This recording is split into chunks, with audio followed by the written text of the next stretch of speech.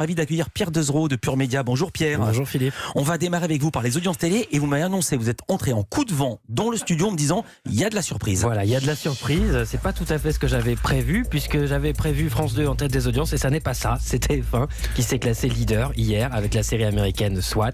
En moyenne, 3 800 000 fidèles ont passé la soirée sur la une, soit un peu moins de 20% du public. Ce n'est toujours pas France 2 en deuxième place, c'est France 3. La 3 qui proposait une rediffusion du téléfilm policier Crime dans le Luberon.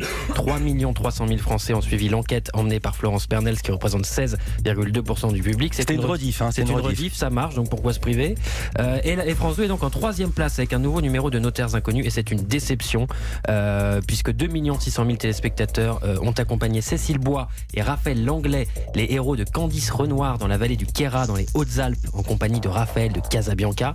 C'est moins de 13% du public et c'est quasiment 2 millions de téléspectateurs de moins que le précédent numéro de Notaires Inconnus, donc c'est une vraie déception pour France 2. Oui, mais le précédent numéro, c'était avec Frédéric Lopez, qui a de lui-même décidé d'arrêter l'émission dont il reste le producteur, donc il faut le temps que les nouveaux personnages s'installent.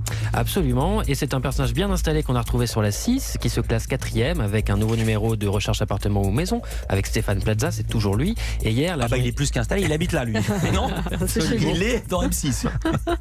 Et hier, l'agent immobilier de la 6 a pu compter sur la présence de 2 millions de téléspectateurs, 10,1% de part d'audience, c'est plutôt pas mal. Du côté des autres chaînes, en revanche, sous Paul la Grimace, aucune ne dépasse les 700 000 téléspectateurs.